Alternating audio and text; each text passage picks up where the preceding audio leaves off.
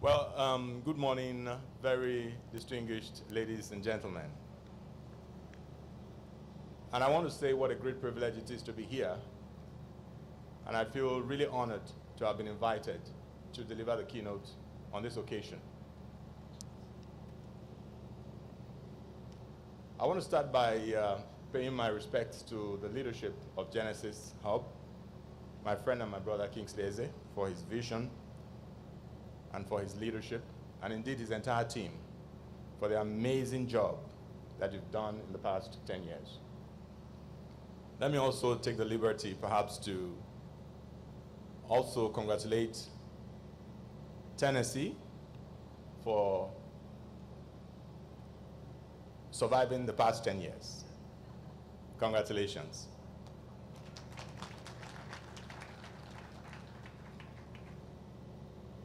I feel really energized because of the number of young people that are here. I feel like I'm drawing energy from them. And I want to welcome this group of people in particular, because this vision was birthed because of them, and this vision can only be sustained by them, really. And so, for the youngsters in the room, I want to say welcome, and it's a pleasure to be here.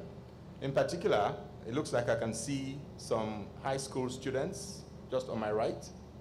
I'm really delighted to have all of you, because what is happening is that you have opportunity to learn, you have opportunity to really see what the older boys and girls in the room are doing, and hopefully you follow in their footsteps.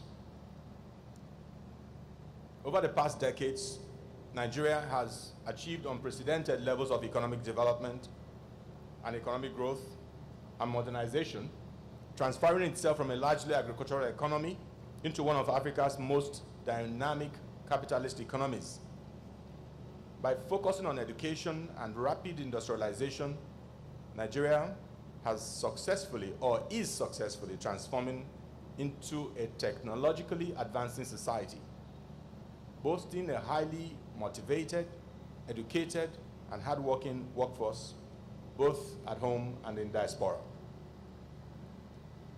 The southeast of Nigeria, once famous for its numerous commercial industries, nicknamed the Japan of Africa in the late 60s and early 80s, saw a huge rise in production and marketable goods and services. However, some of these industries have become history, and the industries I refer to are industries like NAMCO, the Nigerian Coal Corporation, Niger Steel, Aba Textile Mills, to name just a few. And all of these industries, at the time they were in operation, had a knock-on effect on the industrial sector of the eastern states, resulting in the exodus of business opportunities, entrepreneurial capital, and skilled resources of personnel to Lagos, Abuja, Kano, Europe, Asia, and indeed America. This regeneration is strengthened by the high concentration of education institutions in this region, constantly churning out skilled professionals, most of whom migrate to other parts of the country in search of greener pastures. The technological advancement within a given geopolitical zone can be determined by measuring the influence of technology, not limited to a single industry, but rather its spillover effect into other sectors. We must therefore acknowledge that the consumption of high-tech commodities such as smartphones and technological services is not necessarily a good measure of the technological advancement of any ecosystem, but by how technological innovation is created and diffused to solve local needs, to solve local problems. And if we were to judge by this, we can all agree that southeastern Nigeria is technologically underexplored and technologically underdeveloped. And this is a huge contrast when compared to the high creative, entrepreneurial, and innovative capacity which the youth in this region have the capacity for, and indeed are known for. Statistically speaking, Southeast Nigeria has the highest number of recognized educational institutions in Nigeria. This alone gives high access to a large population of younger creative minds within the said demographic. Ideally, formal education should equip undergraduates with an innovative mindset for productivity and must be a knowledge-based platform for skills acquisition, which when applied becomes an instrument of social and economic growth. But sadly, there is an increasing mismatch between academic delivery models and its response to market needs.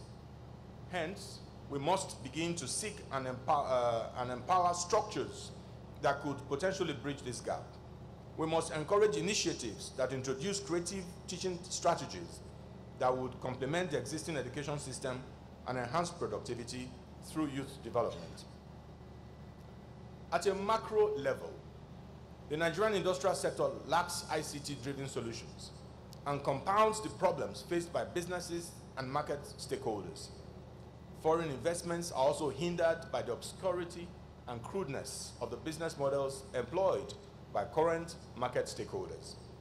It is therefore necessary to preserve the education standards in the country, serving skilled human resources to other industries in the region and providing research for advancement of the industrial sectors.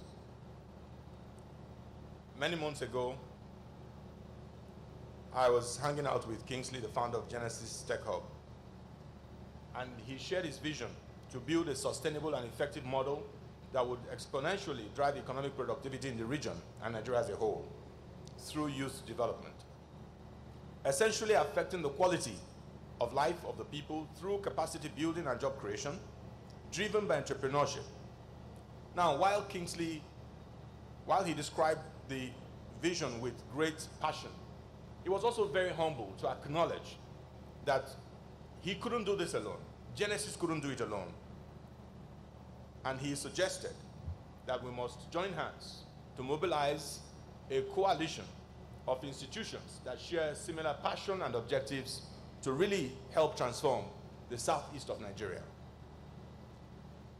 And this was what gave birth to Genesys Ignite, a convergence of tech talents, tech giants, innovation hubs to congregate young entrepreneurs and discuss technology trends, profile professional insights to innovative business models, and expose the participating startups to potential investors during the event. I doubt very much that anyone would say that this is not a step in the right direction. The objective of this event, although already yielding results, is futuristic, mostly speaking. The intention is first to ignite creativity and allow a shared feeling of exceptionality and uniqueness. Also to exploit the diversity of fields in technology amongst tech specialists, investors, artists, activists, farmers, artisans, to name a few, in Southeast Nigeria. And lastly, to initiate a collaboration of like minds and bring about an economic fix amongst other developments. We can achieve this through capacity building and incubation of ideas that can be developed into viable ICT solutions. When these solutions are successfully commercialized, we expect that they will in turn create employment opportunities, generate revenue, and tax income for economic growth. The career escalator is jammed at every level. At every level.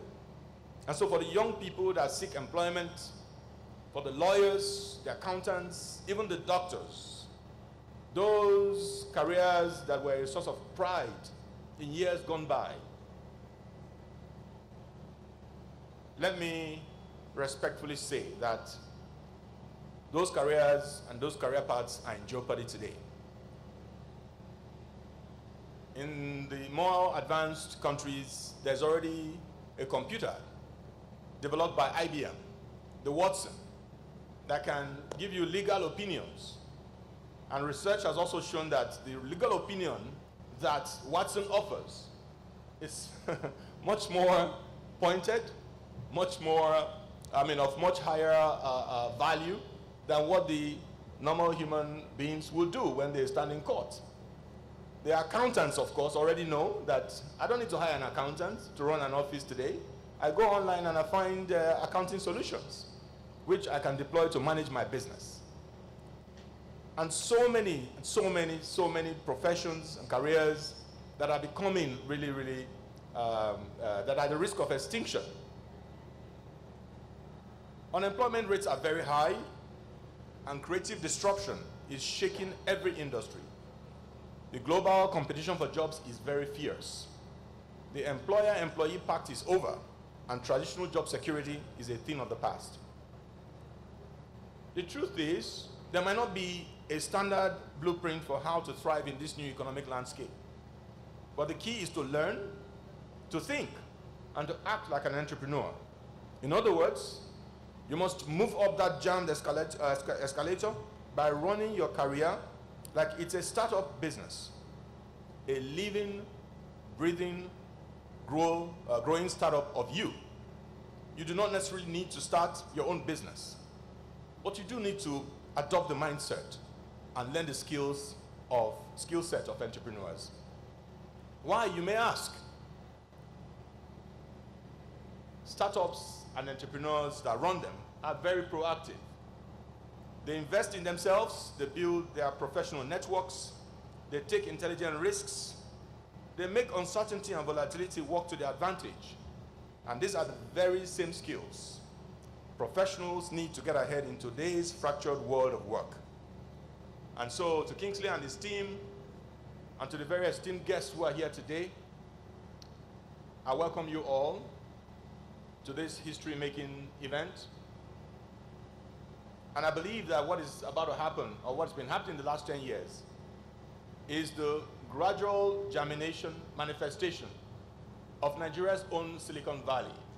And it is a privilege to be part of this vision, to be part of this growth, and to be part of this transformation that is taking place.